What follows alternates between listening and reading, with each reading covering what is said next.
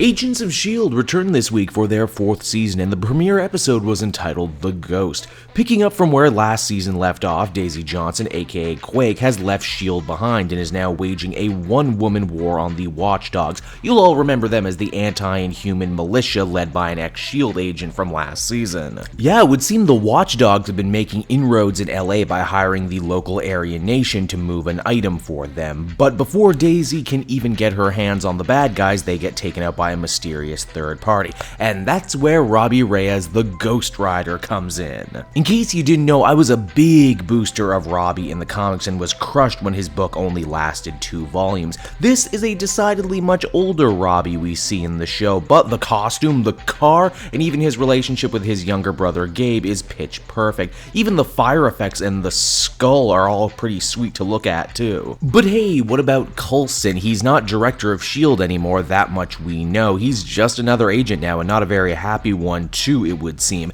This new director broke up the dream team that we've come to know and love over the last few seasons and has turned S.H.I.E.L.D. into a much colder, more segmented, more bureaucratic kind of place. In fact, the only person who seems to be thriving under this new administration is actually Gemma, who's become the head of the scientist department, and really, it makes sense she would go far. I mean, she's a genius, she was trusted enough for an undercover op, and yeah, she survived on a freaking alien planet. You could pretty much coast on those achievements forever. Too bad her newfound power and position has put her at odds with Agent May, who's gotten busted down to teaching combat despite her illustrious record when it comes to world saving. We never do actually see the new director, by the way, and I wonder how long they're gonna play out this story. Also, props to the writers for mentioning how all superpowered S.H.I.E.L.D. assets like Yo-Yo are now forced to play by the rules of the Sokovia Accords. Oh, continuity with Civil War. Gotta love it, I know I sure do. The other big revelation from the Ghost was the LMDs. Yep, that's right, we've only been theorizing about them since season 1, but here they finally are thanks to Fitz's doctor buddy, and really, I mean, it's only a matter of time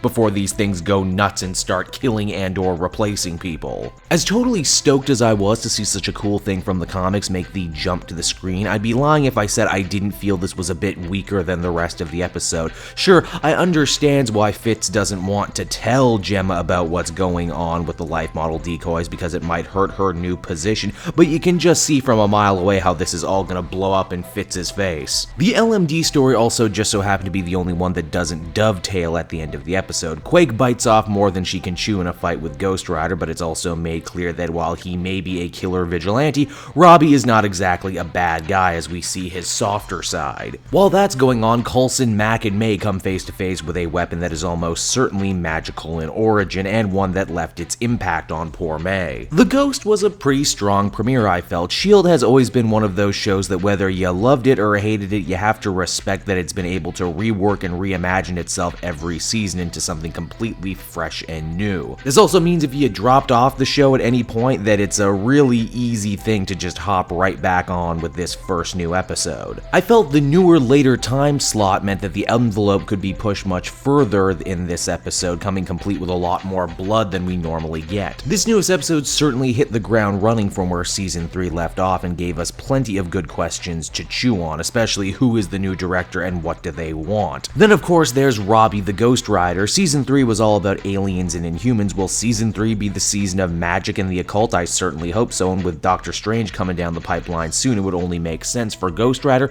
to be kind of that gateway to the more magical side of the MCU. Overall, I would feel comfortable giving this one an 8 out of 10. Hey everyone, thanks so much for watching my newest video. I hope you enjoyed it, and while you're here, why not check out another video I have on offer, or maybe if you're feeling in a supportive mood, you want to like or subscribe. And if you want to support the creation of more videos just like this one, then please by all means check out the Cape Joel Patreon. A little bit goes a very long way, and I will see you all next time.